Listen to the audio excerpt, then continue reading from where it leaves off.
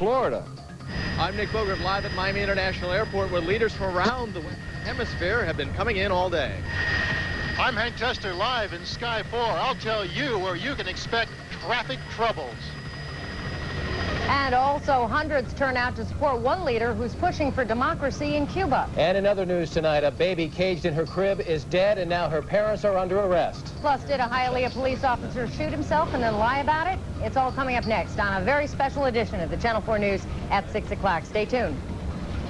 This is a special edition of Channel 4 News, live from the Summit of the Americas.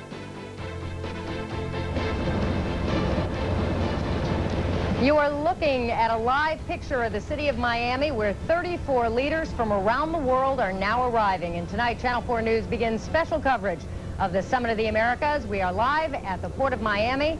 Hello, good evening, everyone. I'm Jennifer Valoppi. And I'm Tony Segreto. Welcome to our special Summit of the Americas studio. As you can see, we have a spectacular view of the Magic City. Well, I'll tell you, that's for sure. Helicopters are landing as we speak. For the next 4 days, we're going to be right here with live team coverage of every Summit story that you need to know. Now, tonight, dozens of delegates from around the world are arriving in South Florida, and they're being greeted with friendly signs and first-class treatment.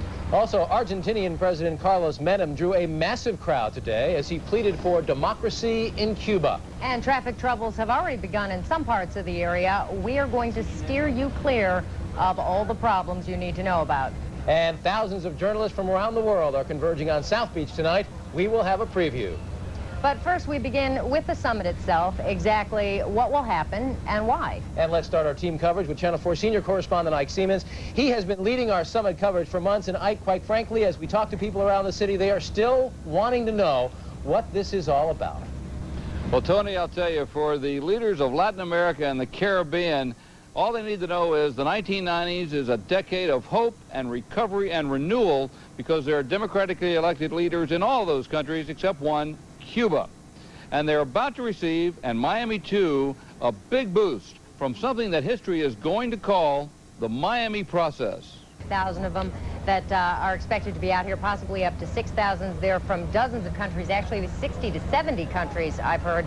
And their reports will make or break South Florida's image. And Steve Daniels, as we bring you in from South Beach, one thing we know about journalists, they love to have a party. That's right, Tony and Jennifer, and they love a free meal. That's why everybody's out here tonight. This is a dynamite...